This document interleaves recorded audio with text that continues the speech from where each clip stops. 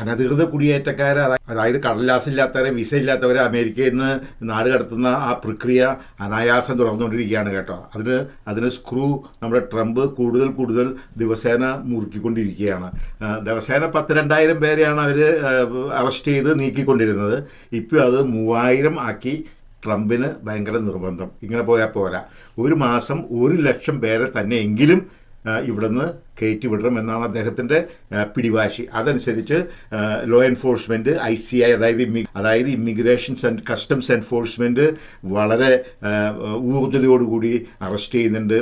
പല ജോലി സ്ഥലത്തും, അതായത് ഇങ്ങനെ കടലാസും ഡോക്യുമെൻറ്റും ഇല്ലാത്തൊരു ക്യാഷിന് ജോലി ചെയ്യുന്ന സ്ഥലങ്ങളിൽ, അതായത് വെയർ ഹൗസ്, കടകൾ, അങ്ങനെയുള്ള സ്ഥലത്ത് അവർ റെയ്ഡ് നടത്തി ആൾക്കാരെ പിടിച്ച്, അതുപോലെ മെക്സിക്കൻസ് ആണെങ്കിൽ ഉടനെ തന്നെ നാട് കടത്തുന്ന പരിപാടിയാണ്, ഡീപ്പോർട്ട് ചെയ്യുന്ന പരിപാടിയാണ് ഇവിടെ നടന്നുകൊണ്ടിരിക്കുന്നത്. ഇപ്പോൾ അതിനെതിരായിട്ട് ചില സ്ഥാപിത കക്ഷികൾ, അതായത് സെൽഫിഷായിട്ട് സ്വാർത്ഥ ലാഭമുള്ള ചില വ്യക്തികൾ അതിനെതിരായിട്ട് സമരമുറകളും വിപ്ലവമായിട്ട് ഇപ്പോൾ വെളിച്ചത്ത് വന്നിട്ടുണ്ട്. ഈ ഇല്ലീഗൽസിനെ ഡിഫെൻഡ് ചെയ്തുകൊണ്ട്, അതായത് രേഖകളില്ലാത്ത നിയമവിരുദ്ധമായി അമേരിക്കയിലേക്ക് ഒളിച്ചു വന്നവരെ സപ്പോർട്ട് ചെയ്തുകൊണ്ട് ചിലർ, ഞാൻ ഏകയും പറഞ്ഞ മാതിരി അവർ സ്വാർത്ഥ താല്പര്യക്കാരാണ്. അവർക്ക് അവരുടെ വയറ്റിപ്പഴപ്പിൻ്റെ പ്രശ്നമാണ്.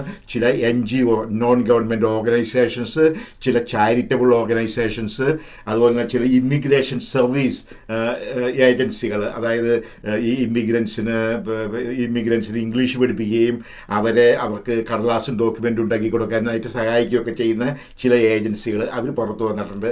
അവർ ഇപ്പോൾ വ്യക്തമായിട്ട് അമേരിക്കയ്ക്കും ഐസിനെതിരായിട്ടും ലോ എൻഫോഴ്സ്മെൻറ്റിനെതിരായിട്ട് അവർ പ്രക്ഷോഭത്തിന് ഇറങ്ങിയിരിക്കുകയാണ്, ഈ ഇല്ലീഗൽസിനെ സപ്പോർട്ട് ചെയ്തുകൊണ്ട്.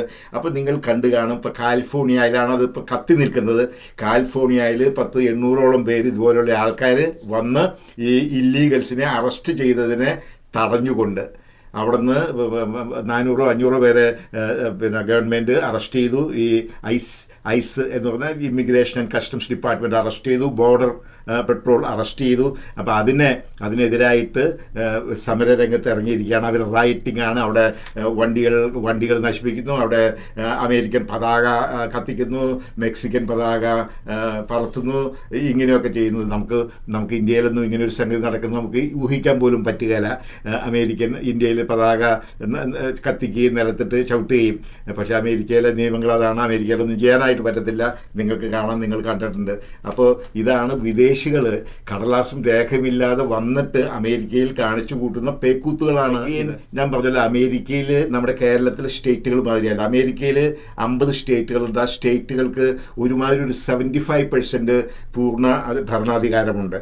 ബാക്കി 25% സ്വാധീനമേ നമ്മുടെ ഇവിടുത്തെ കേന്ദ്ര ഗവൺമെൻറ്റുള്ളൂ.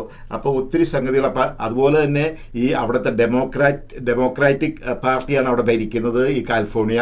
അവിടുത്തെ മേയറും അതുപോലെ ലോസ് ആഞ്ചലസ് മേയറും അതുപോലത്തെ അവിടുത്തെ ഗവർണറും എല്ലാം ഇവർക്ക് അനുകൂലമാണ്. ഡെമോക്രാറ്റ്സ് ഈ കടലാസില്ലാത്ത ഡോക്യുമെൻ്റ് ഇല്ലാത്ത വിദേശികൾക്ക് അനുകൂലമാണ്. അപ്പോൾ അവരെല്ലാവരും കൂടിയാണ് ഇവിടെ ഈ പ്രശ്നങ്ങൾക്ക് പിന്തുണ കൊടുത്ത് അവിടെ പ്രശ്നങ്ങൾ ഉണ്ടാക്കിക്കൊണ്ടിരിക്കുന്നത്. പക്ഷേ ഒരു കാര്യം ഞാൻ നിങ്ങളോട് വ്യക്തമായിട്ട് പറയാം, അമേരിക്കയിൽ മെയിൻ സ്ട്രീം ജനങ്ങൾ ട്രംപിന് വളരെ സപ്പോർട്ടാണ്. ഇവിടെ കോടിക്കണക്കിന് കഴിഞ്ഞ 4 വർഷം തന്നെ 8 മില്യണോളം വിദേശികൾ ഡെമോക്രാറ്റിക് പ്രസിഡന്റ് ബൈഡന്റെ കാലത്ത് ഇങ്ങോട്ട് വന്നു.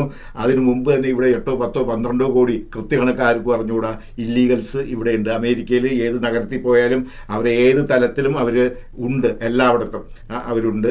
അപ്പോൾ ട്രംപ് അതിനൊരു തടയിടുവാനായിട്ടാണ് ട്രംപ് ശ്രമിച്ചുകൊണ്ടിരിക്കുന്നത്. അതിന് പൊതുജനങ്ങളുടെ സപ്പോർട്ടുമുണ്ട്. ഇപ്പോൾ ഒറ്റപ്പെട്ട സംഭവങ്ങൾ ഇതുപോലുള്ള മെഗാ സിറ്റികളിൽ, ന്യൂയോർക്ക് അല്ലെങ്കിൽ ലോസ് ആഞ്ചലസ് പോലുള്ള നഗരങ്ങളിൽ ഉണ്ടാകാം. അത് വെച്ചായാലും തെറ്റിദ്ധരിക്കേണ്ട.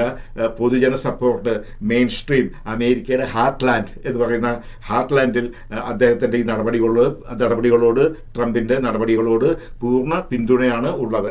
പക്ഷേ ഇവഞ്ച്വലി ഇത് നമ്മളുടെ ആയിരക്കണക്കിന് വരുന്ന മലയാളികളെയും 10,000-കണക്കിന് വരുന്ന ഡോക്യുമെൻ്റ് ഇല്ലാത്ത ഇന്ത്യക്കാരെയും ഇത് ബാധിക്കുമെന്നുള്ളത് ഉറപ്പാണ്. കാരണം അദ്ദേഹം ഇപ്പോൾ ക്രിമിനൽസിനെ അല്ലെങ്കിൽ ക്രിമിനൽ കുറ്റം ചെയ്തിട്ടുള്ളവരാണ് ഇപ്പോൾ അദ്ദേഹം ഉന്നം വെച്ചിരിക്കുന്നത്. എങ്കിലും അവരെ വലയിൽ പെട്ടുപോയാൽ ക്രിമിനൽ കുറ്റമൊന്നും ചെയ്യാത്തവരാണ് എന്ന് വരികിലും അവരെ അറസ്റ്റ് ചെയ്യാതെ നിവൃത്തിയില്ല. കാരണം അമേരിക്കയിൽ ഡോക്യുമെൻ്റ് ഇല്ലാതെ വരിക എന്നത് തന്നെ ഒരു ക്രിമിനൽ കുറ്റമാണ്. അതുപോലെ തന്നെ നമ്മൾ ഗ്രീൻ കാർഡ് ഉണ്ടെങ്കിൽ പോലും നമ്മൾ നാട്ടിൽ പോകുന്നവർ, ഞാൻ മലയാളികളുടെ ശ്രദ്ധയ്ക്കായിട്ട് പറയുകയാണ്, നാട്ടിൽ പോകുന്നത് വളരെ സൂക്ഷിച്ചു വേണം. കാരണം നാട്ടിൽ നിന്ന് വരുമ്പോൾ ഗ്രീൻ കാർഡ് ഉണ്ട് എന്ന് വരികിലും അവർ ബാക്ക്ഗ്രൗണ്ട് ചെക്ക് ചെയ്യും. അപ്പോൾ ബാക്ക്ഗ്രൗണ്ടിൽ എന്തെങ്കിലും ക്രിമിനൽ കുറ്റം ലൈക്ക് മദ്യപാനം നടത്തി മദ്യം കഴിച്ച് വണ്ടി ഓടിച്ച എന്തെങ്കിലും തെളിവുകൾ ഉണ്ടെങ്കിൽ അല്ലെങ്കിൽ നിസ്സാര കാരണങ്ങൾ പോലും ഉണ്ടെങ്കിൽ അവർ അവിടെ തടഞ്ഞു വയ്ക്കും. മനസ്സിലായില്ല. കാരണം ഗ്രീൻ കാർഡ് എന്ന് പറഞ്ഞാൽ ഒരു ഗ്യാരണ്ടി അല്ല, ഒരു പെർമനൻറ്റ് വിസയാണത്. പക്ഷേ എന്നൊരിക്കലും എന്തെങ്കിലും ക്രിമിനൽ കുറ്റം ചെയ്തിട്ടുണ്ട് എന്നൊരിക്കൽ അവർക്ക് നിയമപരമായിട്ട് ഡിപ്പോർട്ട് ചെയ്യാം. അപ്പം നമ്മുടെ മലയാളികൾ ഓടിച്ചാടി സന്തോഷിച്ച് നാട്ടിൽ പോകാതെ ഗ്രീൻ കാർഡ് ഉണ്ടെങ്കിൽ അവർക്ക് എന്തെങ്കിലും മുൻ ക്രിമിനൽ പശ്ചാത്തലം ഉണ്ടെങ്കിൽ വളരെ സൂക്ഷിക്കുക, വളരെ സൂക്ഷിക്കുക. ദൈനംദിനം ദിവസേന നമ്മളിവിടെ കേൾക്കുന്ന ന്യൂസാണ് ഗ്രീൻ കാർഡുള്ളവരെ പിടിച്ചു വെച്ച് തടഞ്ഞ് തിരിച്ചു വിട്ടു എന്നുള്ളത്. അതുകൊണ്ട് നമ്മൾ വളരെ ജാഗരൂകരായിട്ടിരിക്കുക. Thank you very much.